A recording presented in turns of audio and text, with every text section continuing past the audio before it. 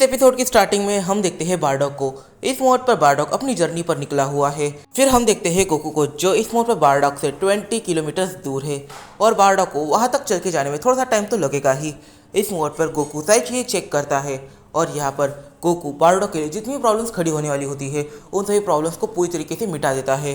इस मोड पर वहाँ पर एक और गॉड टेलीपोर्ट करता है और इस गॉड को हम पिछले सीरीज में देख चुके हैं। ये गॉड गोकू से कहता है कि अब तुम यहाँ पर आ गए हो तो फिर कैनन इवेंट के साथ कुछ ज़्यादा हरकतें नहीं होनी चाहिए, ये एक लास्ट मेटावर्स बचा है।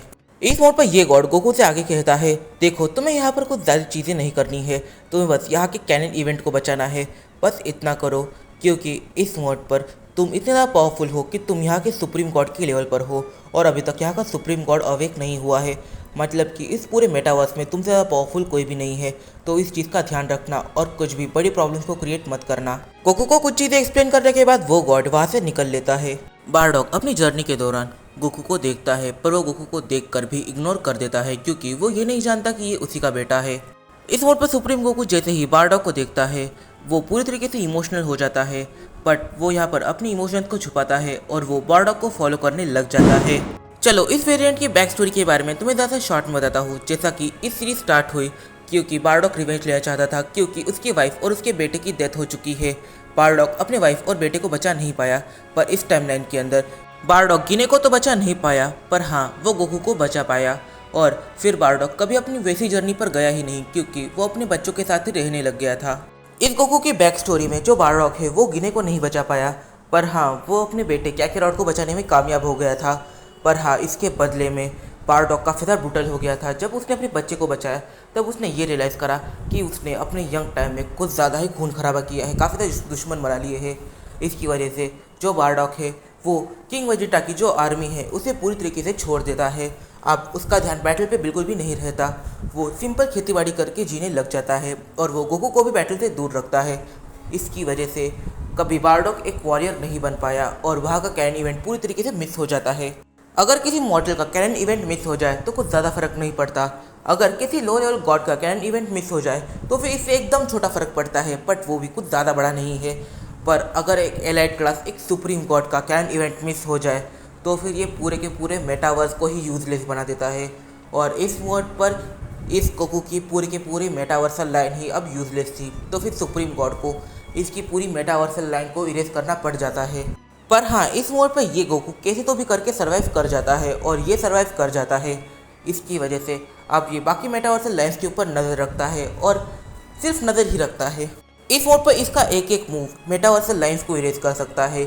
इसकी वजह से इसे काफ़ी ज़्यादा सावधान रहना पड़ता है और ये सिर्फ चीज़ों को देख ही सकता है, वो इसके अंदर इंटरफेयर नहीं कर सकता। बट हाँ क्योंकि ये एक लास्ट मेटावर्सल लाइन बची है और इसकी वजह से ये अपने डैड की इस मेटावर्सल लाइन में आया है ताकि वो उसके डैड की हेल्प कर सके। इस मोड पर सुप्रीम गोकू बारडॉग का पीछा कर रहा था, बट बारडॉग ने इस चीज़ पर ध्यान नहीं दिया, उसने गोकू की तरफ देखा भी नहीं और यहाँ पर गोकू एकदम से बारडॉग से काफ़ी ज़्यादा दूर टेलीपोर्ट करता है और वो भी सामने। इस मोड पर गोकू एकदम से जो भी सामने प्रॉब्लम्स थी, मतलब कि वहाँ पर काफ़ी लुटेरे वगैरह बैठे हुए थे, गोकू उन सभी को एक अलग लोकेशन पर टेलीपोर्ट करता है जो काफ़ी ज़्यादा सुनसान है, वहाँ पर इस मोड पर कोई भी नहीं। फिर गोकू अपने रेगुलर अवतार पे आ जाता है और फिर गोकू जैसे ही अपने रेगुलर अवतार पे आता है वो एक जगह पर बैठ जाता है और ज़ोर से चिल्लाने लग जाता है, ज़ोर ज़ोर से रोने लगता है। जब बारडॉग ये सब सुनता है तब वो एकदम से अपने सुप्रीम पावर पे चले जाता है। वो अपने सुप्रीम पावर में जाने के बाद सीधा जहाँ से आवाज़ें आ रही थी वहाँ पर निकल जाता है और इस मोड पर वो देखता है गोकू को, पर इस मोड पर वो गोकू को नहीं जानता, वो एक सेन को देखता है जिसके बाल काफ़ी हद तक उससे मैच करते हैं। इस मोड पर ये बारडॉग के लिए कुछ नया था। बारडॉग उसके पास जाता है और उसे शांत कराने की कोशिश करता है और उसे सवाल पूछता है कि आखिर तुम रो क्यों रहे थे। इस मोड पर बारडॉग गोकू के साथ होता है और यहाँ पर जब बारडॉग गोकू को काफ़ी ध्यान से देखता है तब उसे गोकू में उसका बेटा कैकेरॉट दिखने लग जाता है, क्योंकि इस मोड पर गोकू का टोन उसकी मदर पर गया है पर जो फिजिकल प्रेजेंस है वो उसकी फादर बारडॉग पर गए हैं। यहाँ पर जो बारडॉग है वो गोकू को काफ़ी ज़ोर से गले से लगा लेता है क्योंकि उसे ऐसा लगता है कि वो अपने बेटे के एडल्ट वर्जन से बात कर रहा है। इस मोड पर गोकू को बारडॉग से थोड़ी बहुत झूठ कहने पड़ जाते हैं। इस मोड पर गोकू थोड़े बहुत झूठ कहता है और थोड़ी बहुत सच चीज़ें कहता है।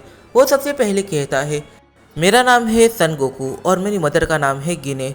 मैं और मेरी मदर हम दोनों एक साथ रहते थे, पर मैं सडाल डायनेस्टी का एक छोटा मोटा कमांडर था, बट मेरी वजह से मेरी मदर की जान चली गई।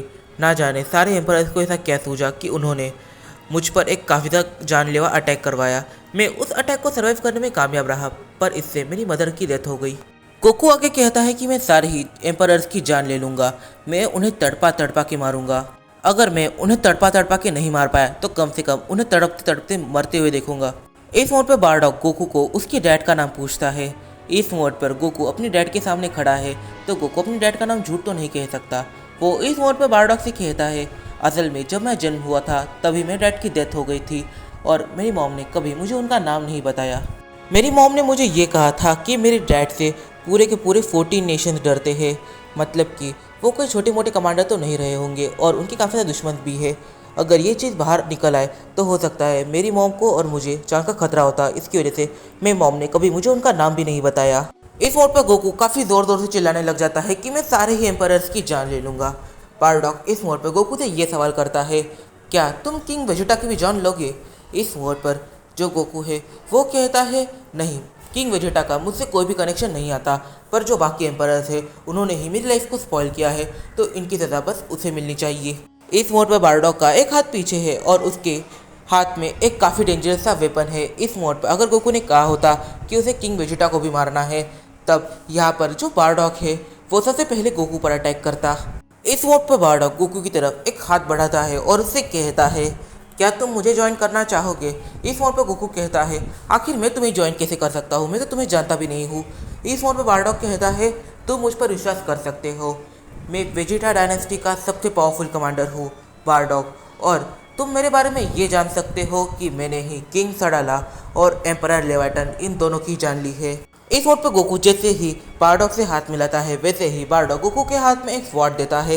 इस मोड पर बारडॉग गोकू से कहता है, तो चलो एक 1v1 बैटल करते हैं स्वॉर्ड की मदद से, ये एक फ्रेंडली बैटल होगी। और इस मोड पर ये दोनों ही एक नदी के किनारे अपनी बैटल स्टार्ट करने वाले होते हैं। दोनों ही स्वॉर्ड काफ़ी अच्छे से पकड़ लेते हैं। इस मोड पर बारडॉग और उसकी स्पारिंग बैटल स्टार्ट हो जाती है। बारडॉग काफ़ी सारे ही अटैक्स को ऊपर करता है, पर गोकू अपने स्वॉर्ड की मदद से बारडॉग की स्वॉर्ड के अटैक को पूरी तरीके से ब्लॉक कर रहा था। इस मोड पर जो बारडॉग है उसकी स्पीड काफ़ी ज़्यादा होती है, वो एक काफ़ी पावरफुल अटैक गोकू पर करता है और ये बारडॉग की 100% स्पीड होती है। इस मोड पर गोकू एक सेकंड के लिए अपनी पूरी स्पीड के अंदर चले जाता है और गोकू अभी अपनी बेस ट्रांसफॉर्मेशन में ही है। और यहाँ पर जब गोकू अपनी बेस ट्रांसफॉर्मेशन में जाता है तब उसके लिए टाइम एकदम से जैसे रुक जाता है, मतलब कि गोकू इस हद तक फास्ट हो चुका है कि उसके लिए टाइम एक जगह पर रुक गया है।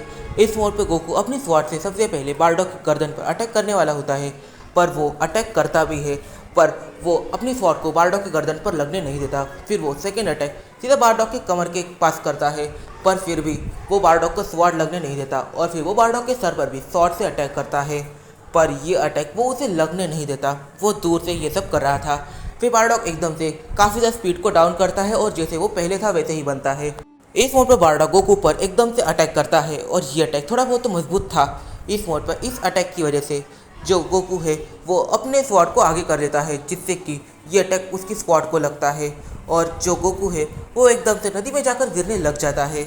इस मोड पर बारडॉग गोकू को पूरी तरीके से डिफीट कर देता है और यहाँ पर जो गोकू है वो पानी से बाहर निकलता है और कहता है, तुम काफ़ी ज़्यादा टफ हो वाकई में। इस मोड पर बारडॉग गोकू से सवाल करता है, क्या तुमने इससे पहले कभी ट्रेन किया था? इस मोड पर गोकू कहता है, हाँ शायद से मैं 2-3 साल पहले ट्रेन किया था। बारडॉग कहता है, मानना पड़ेगा, हो सकता है तुम्हारे डैड कुछ ज़्यादा ही ओवर पावर्ड हो कि उनके जेनेटिक्स इतने ज़्यादा अलग है। तो हाँ, तुम में से एक प्रो की रिक्वेस्ट थी कि गोकू को भी इस सीरीज़ में लेके आओ, तो हाँ मैं गोकू को इस सीरीज़ में लेके आ गया हूँ। पर इस सीरीज़ में गोकू सबसे ज़्यादा ओवर पावर कैरेक्टर है। इस मोड पर गोकू इतना ज़्यादा पावरफुल है कि वो काफ़ी सारे कैरेक्टर्स को तो अपने एक हाथ से डिफीट कर सकता है और उसका एक पंप ही काफ़ी है पूरे के पूरे सीएन रेल्म को डिस्ट्रॉय करने के लिए। तो इससे तुम बैटल की एक्सपेक्टेशन इतनी मत रखना। और अब स्टोरी में थोड़े बहुत चेंजेस तुम्हें देखने को मिलेंगे। तो फिर ये वीडियो तुम्हें कैसी लगी है मुझे कमेंट बॉक्स में बताना मत भूलना। अगर तुम्हें ये वीडियो पसंद आई है तो जल्दी जाकर इस वीडियो को एक लाइक करो, इस वीडियो को अपने फ्रेंड के साथ शेयर जरूर से कर लेना और मुझे इंस्टाग्राम पे फॉलो करना मत भूलना, लिंक डिस्क्रिप्शन में दिया हुआ है। तो मिलते हैं अपने अगली वीडियो में। तो ये रहे कुछ ऐसे कमेंट जिन्हें देखकर मुझे काफ़ी ज़्यादा मोटिवेशन मिली। और हाँ, तुम भी यहाँ पर काफ़ी अच्छा कमेंट करो, क्योंकि तुम्हारे कमेंट्स को देखकर मुझे काफ़ी ज़्यादा मोटिवेशन मिलती है और तभी मैं वीडियोस को जल्दी अपलोड कर पाता हूँ या फिर अच्छे अपलोड कर पाता हूँ।